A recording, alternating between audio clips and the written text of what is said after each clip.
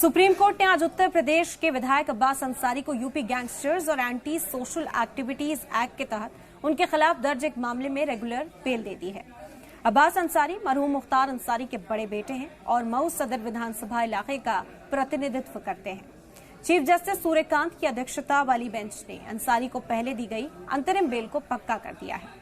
ये देखते हुए जब वो अंतरिम जमानत पर थे उस वक्त उन्होंने रियायत का कोई गलत इस्तेमाल नहीं किया। कोर्ट ने कहा कि ऐसे हालात में और मामले की खूबियों पर कोई राय व्यक्त किए बिना अंतरिम आदेश को पक्का किया जाता है और याचिका का निपटारा किया जाता है। रेगुलर बेल देते वक्त सुप्रीम कोर्ट ने निर्देश दिया कि अंसारी को अंतरिम राहत देते समय पहले लगाई गई सभी शर्तों का सख्ती से पालन करना होगा। अब्बास अंसारी को उत्तर प्रदेश से बाहर यात्रा करने के लिए अनुमति दे दी गई है, लेकिन सिर्फ ट्रायल कोर्ट के साथ साथ मकामी पुलिस अधिकारियों को पहले से सूचित करने के बाद। कोर्ट ने यह भी जरूरी किया है कि वो अपने जाने की जगह और कॉन्टैक्ट नंबर की जानकारी भी दें।